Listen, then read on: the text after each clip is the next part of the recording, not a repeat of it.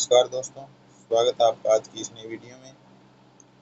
इसमें हम इग्नू की जो बुक है BSKG 178 प्राचीन भारतीय राजनीति, इसका जो लेसन 15 इकाई 15 धर्म के स्रोत, धर्म, व्यवहार, चरित्र व राजशासन शास्त्र, आचार का संबंध करने वाले हैं। इसमें हम उद्देश्य, प्रस्तावना, धर्म के स्रोत, वेद, स्मृति, आचार, शास्त्र व लेख में संबंध, आत्मतुष्टि, सारांश और कुछ वर्ड मीनिंग है वो कंप्लीट करने वाले हैं। उद्देश्य है, इस इकाई में हम भारतीय चिंतन में न्याय व्यवस्था के स्वरूप को समझने का प्रयत्न करेंगे। इस प्रसंग में हम कानून के स्रोत पर भी बात करेंगे। भारत के कानून या लॉ के लिए व्यवहार शब्द का प्रयोग किया गया है। इस इकाई का एक विशेष विषय है भारतीय राजनीतिक चिंतन में राजनीति व धर्म का संबंध। तो प्रस्तावना है, भारतीय सामाजिक चिंतन में प्रशासन व न्याय व्यवस्था की चर्चा धर्म के व्यापक दायरे में की जाती है। धर्म समस्त जीवन को अनुशासित करता है। इसी क्रम में राजधर्म के अंतर्गत राजनीति, प्रशासन तंत्र व न्याय व्यवस्था का भी अनुशासन किया जाता है। शास्त्रकारों ने धर्म के भीतर व्यवहार नामक एक पृथक श्रेणी रची है। मनुस्मृति के टीकाकार मेधातिथि ने 8वीं सदी में व्यवहार व धर्म में भेद किया। यह एक बहुत रोचक विषय है जो संभवतः भारत में राजनीतिक सत्ता व धार्मिक सत्ता के मध्य वर्चस्व के संघर्ष का सूचक है। भारतीय सामाजिक चिंतन में धर्म शब्द का दो अर्थों में प्रयोग किया जाता है, एक सीमित व दूसरा व्यापक। यह सीमित अर्थ मीमांसा दर्शन से प्रचलन में आया है। इसका अर्थ है यज्ञादि अनुष्ठान। इसका संबंध देवी देवताओं की पूजा उपासना की उन अलौकिक विधियों से है जिन्हें हम अपने लौकिक अनुभवों से नहीं जान सकते। धर्मशास्त्र ने इसी अर्थ का विस्तार करके धर्म को आर्थिक, सामाजिक, धार्मिक, सांस्कृतिक सभी क्षेत्रों में व्यक्तियों के कर्तव्यों व निषेधों का विधान करने वाली व्यवस्था के रूप में स्थापित कर दिया। पूरे सामाजिक आचार को ही अपौरुषेय अथवा ईश्वर कृत वेद तथा वेदाधारित स्मृतियों व सामाजिक आचार के आधार पर बनी वह व्यवस्था बना दिया। इससे सारे सामाजिक आचार को भी अलौकिक व्यवस्था का भाग बना दिया गया। धर्मशास्त्र में धर्म का यही व्यापक अर्थ है। धर्मशास्त्र ने व्यक्ति के जीवन को ब्रह्मचर्य, गृहस्थ, वानप्रस्थ व संन्यास इन 4 आश्रमों में बांटकर जीवन की विभिन्न अवस्थाओं में उसके कार्यों की एक व्यवस्था बनाई है। इसी प्रकार विभिन्न व्यवसाय करने वाले वर्गों के आचरण के नियम भी बनाए हुए हैं।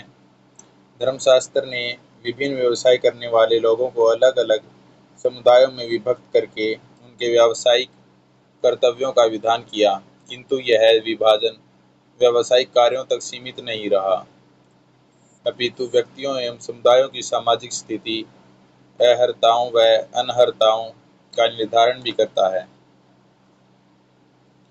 धर्मशास्त्र की यह व्यवस्था आज भी भारतीय समाज में जाति व्यवस्था के रूप में विद्यमान है। बहुत से नियम सभी व्यक्तियों व वर्गों के लिए समान है, जिन्हें सामान्य धर्म कहा जाता है। कुछ नियम कुछ विशेष पदों के लिए है, जैसे राजा के धर्म, इन्हें गुण धर्म कहा जाता है। कई बार विपत्ति के समय अपने धर्मों का पालन नहीं किया जा सकता। ऐसी परिस्थितियों के लिए आपद धर्म का विधान किया गया है। इसी व्यापक धर्म के अंतर्गत शासन व्यवस्था तथा न्याय व्यवस्था संबंधी नियम दिए गए हैं। अगला जो टॉपिक है, धर्म के स्रोत। प्राचीन लेखकों ने धर्म के निम्नलिखित स्रोत बताए हैं: वेद, स्मृति, सदाचार तथा स्वयं का प्रिय, ये धर्म के 4 स्रोत हैं। यदि अपने कार्य अकार्य में के विषय में जानता हो तो इनसे जाना जा सकता है। 12वें श्लोक में कहा गया है कि सारा वेद धर्म का स्रोत है तथा वेद के ज्ञाताओं की स्मृति तथा व्यवहार से भी धर्म का ज्ञान हो सकता है। अंततः अपनी संतुष्टि धर्म अधर्म की निर्धारक हो सकती है। वेद भारतीय जीवन व्यवस्था तथा पूरे भारतीय आचार विचार तथा विविध शास्त्रों के मूल माने जाते हैं। भारत में वेद नाम से एक सुदीर्घ ग्रंथ परंपरा का ग्रहण किया जाता है, जिसमें अनेक शाखाओं से युक्त ऋग्वेद, यजुर्वेद, सामवेद और अथर्ववेद की संहिताओं, ब्राह्मण ग्रंथों, आरण्यकों तथा उपनिषदों को लिया जाता है। कई बार केवल संहिताओं को या संहिताओं व ब्राह्मण ग्रंथों को वेद कहा जाता है। धर्मशास्त्र में वेद की प्रामाणिकता का विचार मीमांसकों के वेद की प्रामाणिकता के सिद्धांत से प्रेरित है। मीमांसा संप्रदाय में मान्यता है कि वेदों में प्रतिपादित यज्ञ आदि अनुष्ठानों की प्रामाणिकता इसलिए है कि वे वेदों में प्रतिपादित हैं। वेदों की प्रामाणिकता इसलिए है क्योंकि वे अपौरुषेय हैं या ईश्वरकृत हैं। दूसरे वेद धन, अन्न, आरोग्य, स्वर्गादि फल पाने के वे उपाय बताते हैं जो अन्य प्रमाणों से नहीं जाने जा सकते। अतः उन उपायों के विषय में वेद ही प्रमाण हैं। स्मृतियों में बताए गए सभी कर्तव्यों को वैदिक यज्ञ के समान माना गया है और लौकिक व पारलौकिक फल देने वाला कहा गया है। इसलिए उनके लिए वेद तथा वेदों पर आधारित स्मृतियों व परंपराओं को प्रामाणिक कहा गया है। इस प्रकार यह मान लिया जाता है कि समस्त स्मृति धर्म का संबंध पारलौकिकता से है, अतः उसके विषय में प्रत्यक्षादि लौकिक प्रमाण सार्थक नहीं है। धर्मशास्त्र में धर्म के स्रोत के रूप में वेदों की मान्यता होने पर भी वेदों के वचन प्रमाण रूप में प्राय उद्धृत नहीं किए जाते, परंतु वेद की विविध शाखाओं से संबंध धर्मसूत्रों व गृहसूत्रों का धर्म के निर्धारण में महत्वपूर्ण स्थान है। अगला जो टॉपिक है स्मृति। स्मृति से अनेक पदात्मक ग्रंथों का ग्रहण होता है, जिन्हें वेदज्ञ ऋषियों की रचनाएं माना जाता है। स्मृतियों में परस्पर विरोध होने पर उस स्मृति को प्रामाणिक माना जाता है जो वेद के वचन से समर्थित हो। कई बार तो किसी स्मृति का समर्थन जुटाने के लिए यह कह दिया जाता है कि उसके मूल में किसी सी ऐसी शाखा का वचन रहा होगा जो अब लुप्त हो गई है। इस प्रकार वेद के आधार पर स्मृति वाक्यों की प्रामाणिकता सिद्ध की जाती है। धर्मशास्त्र के प्रमाणिक ग्रंथों में मनु, याज्ञवल्क्य, नारद, कात्यायन, बृहस्पति आदि के नाम से प्रचलित 100 से अधिक स्मृतियां आती है। धर्मशास्त्र परंपरा में मनु स्मृति सबसे पुरानी मानी जाती है। धर्म के अधिकांश विषयों का प्रतिपादन करने के कारण यह धर्म का व्यापक रूप प्रस्तुत करती है, अतः अधिक प्रामाणिक भी मानी जाती है। स्मृतियों के बाद उन पर लिखी अनेक टीकाएं व स्मृतियों के आधार पर रचे गए निबंध धर्म का स्रोत माने जाते हैं। निबंधकारों के सामने कुछ समस्याएं थी। पहली यह कि स्मृतियों में अनेक परस्पर विरोधी नियम मिलते हैं, उनमें कौन से नियम माने जाएं। दूसरी यह कि किसी भी एक ग्रंथ में किसी विषय में पूरी सामग्री नहीं मिलती, अतः वे भिन्न भिन्न स्मृतियों के विरोधों को दूर करके तथा विभिन्न स्रोतों से सामग्री लेकर ही अपने अनुसार पूरी व्यवस्था बनाते थे। निबंध दो प्रकार के हैं, कुछ सब स्मृतियों के वचनों के संग्रह मात्र हैं, तो कुछ में अनेक स्रोतों से सामग्री का चयन करके लेखक अपनी अपनी टीका टिप्पणी भी करते हैं। अनेक निबंध ग्रंथ समय समय पर स्थानीय शासकों ने अपने आश्रित विद्वानों से लिखवाए हैं। निबंधों के साथ साथ स्मृतियों पर लिखी टीकाओं का भी धर्म के विनिश्चय में बहुत महत्व है।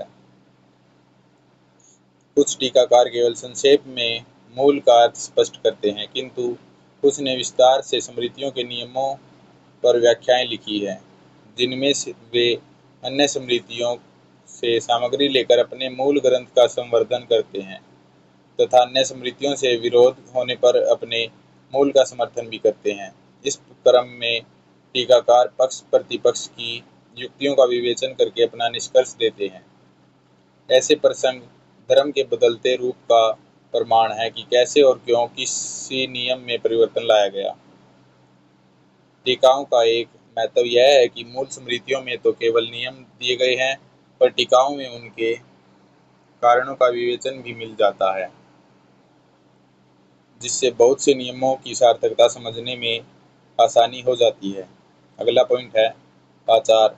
धर्मशास्त्र परंपरा में वेद और स्मृतियों के साथ साथ सामाजिक आचार को भी धर्म के विषय में प्रमाण माना जाता है। कहा जाता है आचार परमो धर्म। यह एक बात यहाँ और ध्यान देने योग्य है, शास्त्र व लोकाचार के विषय में दो विचारधाराएं धर्मशास्त्र में दिखाई देती हैं। एक शास्त्र को अधिक महत्वपूर्ण मानती है। इसके अनुसार वेद सबसे अधिक प्रमाणिक है तथा स्मृतियों में भी केवल वेद का अनुसरण करने वाली स्मृतियों की प्रमाणिकता है। आचार के अंतर्गत केवल वेद के ज्ञाताओं के आचार की प्रमाणिकता है तथा आत्म तुष्टि की बात करें तो केवल वेदज्ञ विद्वानों की तुष्टि ही प्रमाण है। अगला पॉइंट है शास्त्र व लोक में संबंध। भारतीय चिंतनधारा ने कुल, जाति, ग्राम, देश आदि के अपने आचार व रीति रिवाजों को धर्म माना है। यह व्यवस्था धर्मशास्त्र को जीवंतता प्रदान करती है। पुराने ग्रंथ लोगों की चेतना में धूमिल हो जाते हैं या समाज की स्थितियां बदल जाने से पुराने शास्त्र उपयोगी नहीं रहते। ऐसे में इससे बदलते परिवेश में नए धर्मों का निर्धारण हो पाता है। यह भी स्मरणीय है कि भारतीय सामाजिक चिंतन किसी ग्रंथ से बंधा नहीं है। इसकी विशेषता ही यह है कि यहाँ एक और लोग शास्त्र की मर्यादा से बंधे हैं, वहीं शास्त्र भी लोग के बदलते आचार के अनुसार अपने को ढाल लेता है। अतः शास्त्र के प्रति श्रद्धा रखते हुए भी शास्त्र का युग के अनुरूप अर्थ करके भारतीय चिंतन शास्त्र को युग के अनुकूल बना लेता है, पुरानी मान्यताओं को नए परिवेश पर थोपता नहीं है। अतः भारतीय धर्मशास्त्र देश, काल व पात्र के अनुसार बदलाव को स्वीकार करता है। यह मानता है कि देश काल के परिवर्तन कारण समाज की समझ शास्त्र से अलग हो सकती है। अतः शास्त्र के जो नियम लोक विरुद्ध हों उन्हें लोक पर आरोपित नहीं करना चाहिए। इसलिए कहा जाता है यद्यपि शुद्धम लोक विरुद्धम नाचरणीयम नाचरणीयम। याज्ञवल्क्य ने कहा है कि जिस नियम से लोग द्वेष करें वह स्वर्ग आदि फल नहीं देता, अतः उसका पालन नहीं करना चाहिए। इस उदार प्रवृत्ति के कारण ही भारतीय चिंतक शास्त्र की मर्यादा में रहकर भी सामाजिक जीवन में अनेक परिवर्तन ला सके और परिवर्तनों को स्वीकार कर सके। उदाहरण के लिए महाभारत में जिस नियोग प्रथा का उल्लेख है वह कभी प्रचलित रही होगी, किंतु मनुस्मृति ने उसे पशु धर्म कहकर उसकी निंदा की। मनुस्मृति ने पिता की मृत्यु के बाद सारी संपत्ति ज्येष्ठ पुत्र को देने का नियम बनाया, किंतु याज्ञवल्क्य ने उसे बदलकर सब पुत्रों व मृतक की पत्नियों को समान हिस्सा देने का नियम दिया है।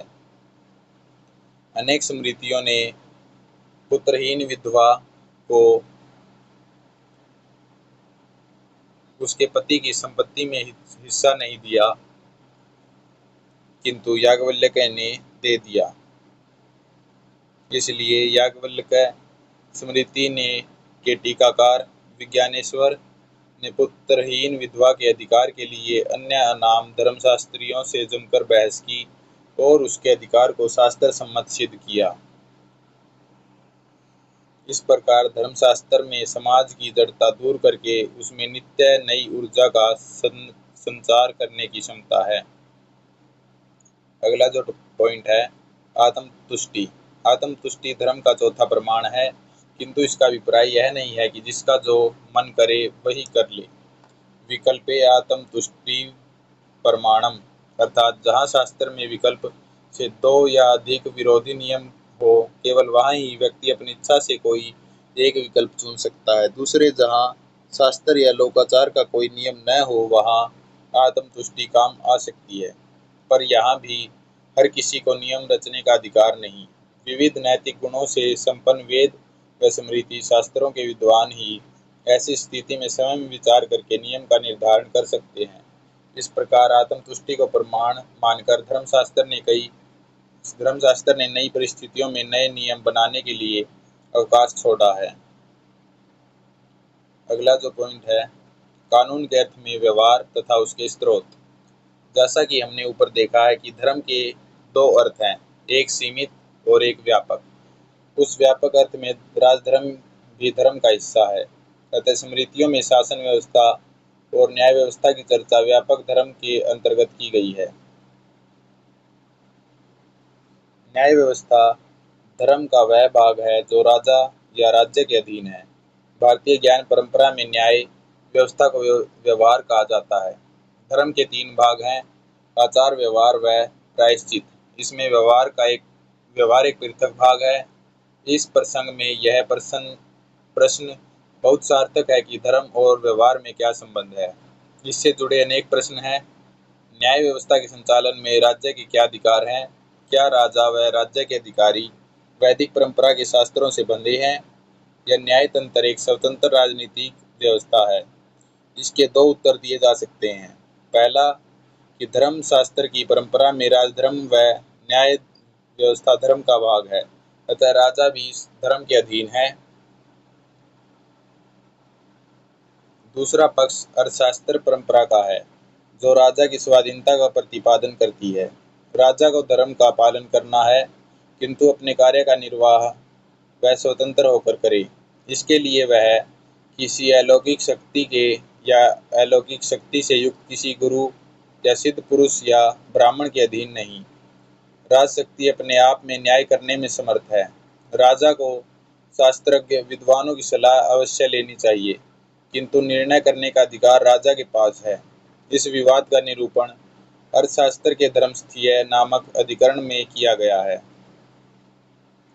यहाँ पहले राजा को निर्देश दिया गया है कि जिस विषय में संस्था अर्थात लोकाचार से अथवा धर्मशास्त्र से व्यवहार शास्त्र का विरोध हो तो धर्मशास्त्र को माना जाए, किंतु यदि धर्मशास्त्र का न्याय अर्थात अनुमान या राजशासन से विरोध हो तो राजशासन की मान्यता होगी। ऐसे में शास्त्र का पाठ नष्ट हो जाता है अर्थात मान्य नहीं होता। अगला जो पॉइंट है, धर्म व व्यवहार में भेद। मनुस्मृति के टीकाकार मेधातिथि ने इस विषय में राजा के अधिकार का प्रतिपादन करते हुए धर्म तथा व्यवहार में भेद किया है।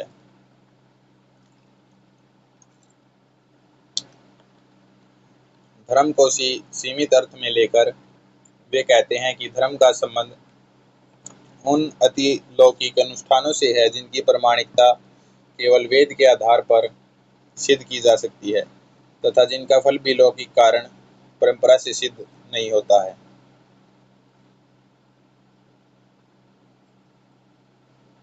जैसे किसी यज्ञ से धन की प्राप्ति होती है, यह बात केवल वैदिक स्रोतों से ही पता चल सकती है। किसी लौकिक प्रमाण से यज्ञ से धन प्राप्ति की बात को सिद्ध नहीं किया जा सकता।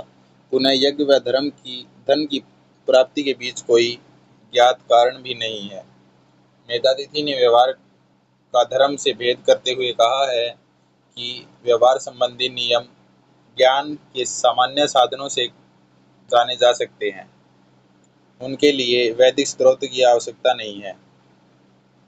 दूसरे व्यवहार के नियमों के फल भी हमारे परिचित लोक सिद्ध उपायों से मिलते हैं, उनमें कोई रहस्य या अलौकिकता नहीं होती। इस प्रकार मेधातिथि ने व्यवहार को धर्म के क्षेत्र से बाहर करके उसे एक व्यवहारिक व लौकिक मानुषी व्यवस्था का रूप दिया है। इससे व्यवहार के नियमों में और अधिक लचीलापन आ जाता है और न्याय व्यवस्था लोगों की आवश्यकताओं व समस्याओं के प्रति अधिक संवेदनशील बन जाती है। अगला जो पॉइंट है, व्यवहार के स्रोत। कौटिल्य अर्थशास्त्र में न्याय व्यवस्था के संदर्भ में 4 स्रोत बताए गए हैं: धर्म, व्यवहार, चरित्र व राजशासन। इन चार की भूमिका के विषय में मतभेद दिखाई देता है। कुछ धर्मशास्त्रियों की व्याख्या के अनुसार इनके आधार पर किसी विवाद में लागू नियमों का निर्धारण किया जाता है। दूसरी व्याख्या के अनुसार इनके आधार पर मुकदमे के तथ्यों का निर्धारण किया जाता है। या नियमों के स्रोत के रूप में धर्म है, श्रुति या स्मृति में प्रतिपादित नियम, व्यवस्था या दिव्य प्रमाण। जहाँ शास्त्रोक्त नियम स्पष्ट न हो वहाँ व्यवहार से नियमों का ज्ञान हो सकता है। व्यवहार से अभिप्राय है गवाही, अर्थात विभिन्न समुदायों के गवाह अपने अपने समुदाय में प्रचलित प्रमाणिक रीति रिवाजों से राजा को अवगत करा सकते हैं।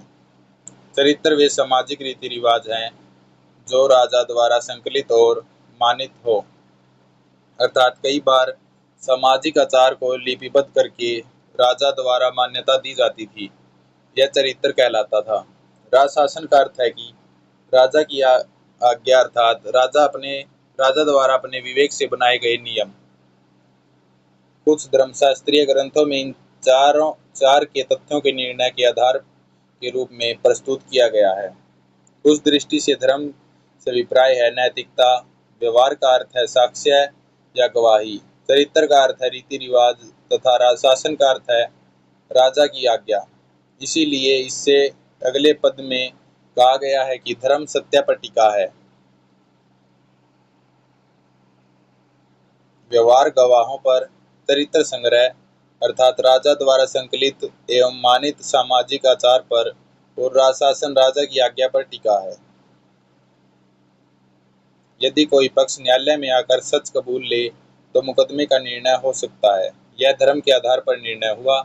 यदि कोई पक्ष सच नहीं कबूल करता तो साक्षियों के वचन या लिखित दस्तावेजों के आधार पर निर्णय किया जा सकता है। यह हुआ व्यवहार के आधार पर निर्णय। यदि साक्ष्य न हो तो वादी प्रतिवादी के रीति रिवाजों के आधार पर निर्णय किया जा सकता है। कुछ ग्रंथों में चरित्र का अर्थ अनुमान किया गया है, अर्थात जहाँ निर्णायक साक्ष्य न हो वहाँ अनुमान से निर्णय करना चाहिए। ऐसी स्थिति में उपलब्ध संकेतों के आधार पर अनुमान से सत्य का निर्धारण करना चाहिए। इसे पारिस्थितिक साक्ष्य यानी सर्कमस्टेंशियल एविडेंस कहा जा सकता है। कई बार राजा को स्वयं अपने विवेक से निर्णय करना पड़ता है। यह राजशासन के आधार पर निर्णय कहा जा सकता है।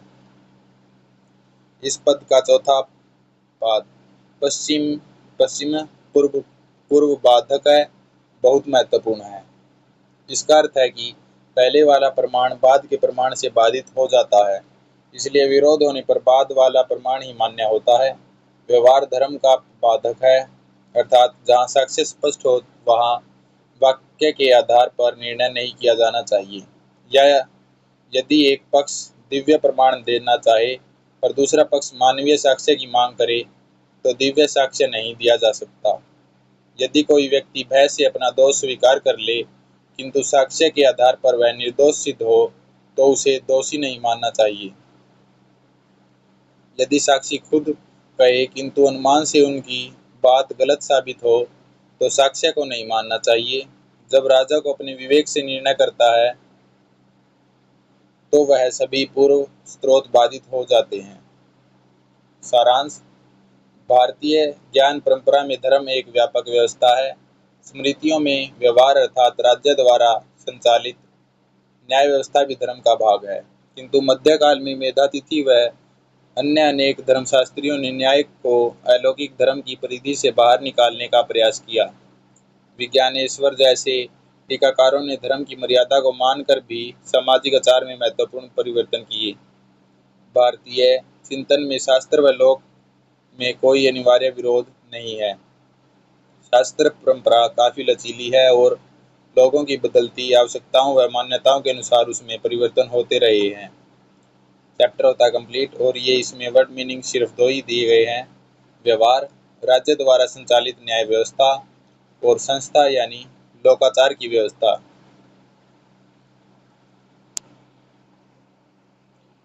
और चैप्टर होता है कंप्लीट और ये कुछ इसके मेन प्रश्न है, इन्हें आप खुद से करने का प्रयास करें। आप इनका वीडियो को पॉज कर इनको देख लीजिए और इनके ये छोटे प्रश्नों के उत्तर यहाँ दिए गए हैं, इन्हें भी आप नोट डाउन कर सकते हैं। वीडियो को पॉज करके आप इनको देख लीजिए। धन्यवाद। मिलते हैं नेक्स्ट वीडियो में। अगर वीडियो अच्छी लगी हो तो लाइक करें और चैनल को सब्सक्राइब करें। हमारी आने वाली वीडियो के लिए नोटिफिकेशन बेल को भी प्रेस कर दें। मिलते हैं नेक्स्ट वीडियो में किसी नए टॉपिक के साथ। धन्यवाद।